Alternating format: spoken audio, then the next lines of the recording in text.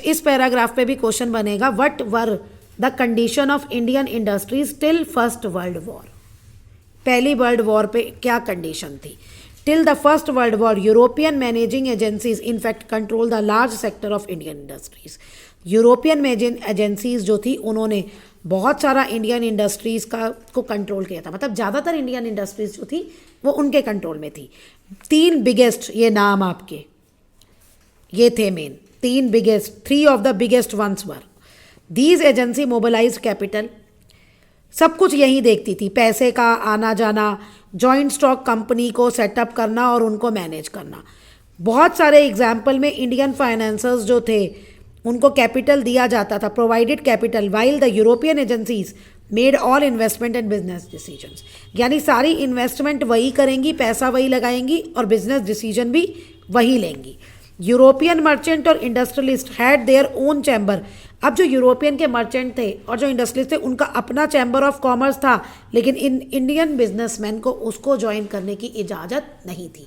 आज भी ये पूरा मिनिस्ट्री में है ये चैम्बर ऑफ कॉमर्स जो ये सारा देखता है। तो उस समय ब्रिटिशर्स का था जो चैम्बर था, उसमें ब्रिटिशर्स अलाउड थे, इंडियन अलाउड नहीं थे। अगर आप वैसे ही मिनिस्ट्री सोचे जैसे आज है तो उस समय भी थी, लेकिन ब्रिटिशर्स थे, इंडियंस नहीं थे। नेक्स्ट हमारा टॉपिक है where did the worker come from. आपका क्वेश्चन बनेगा where did the worker come from to work in the factories in India.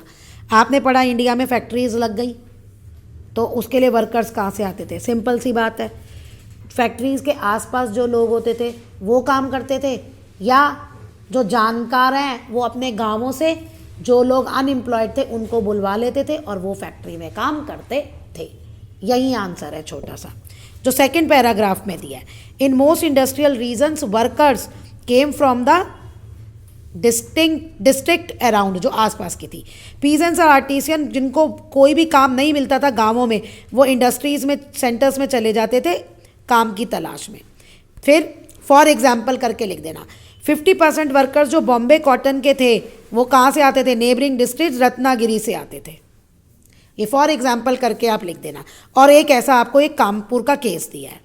और जब हार्वेस्ट और कुछ फेस्टिवल्स होते थे ना, गांव वालों को जब गांव में काम होता था तो वो चले जाते थे गांव में और फिर आ जाते थे यहाँ काम करने के लिए।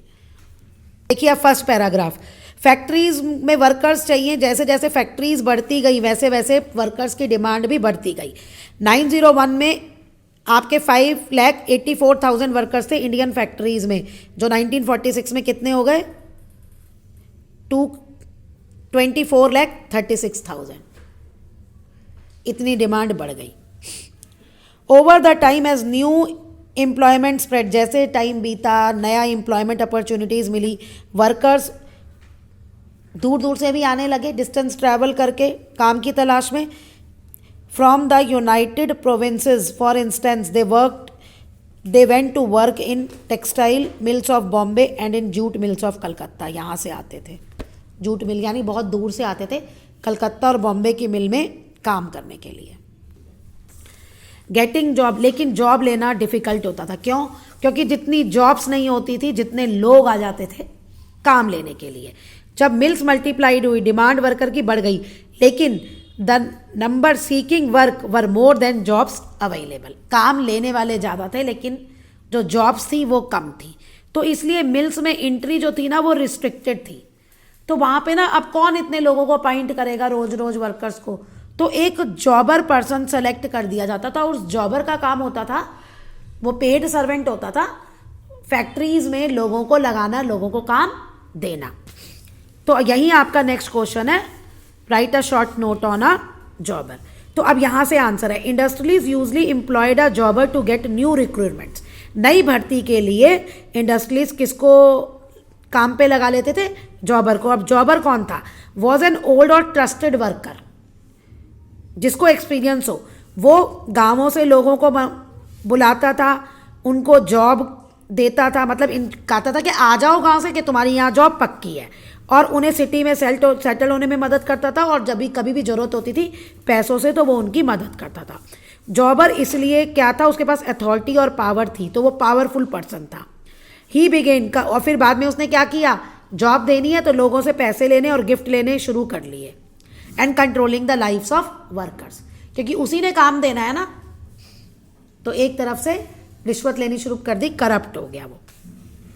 The number of factories workers increase over time, however as you will see there were a small portion of the total industrial workforce.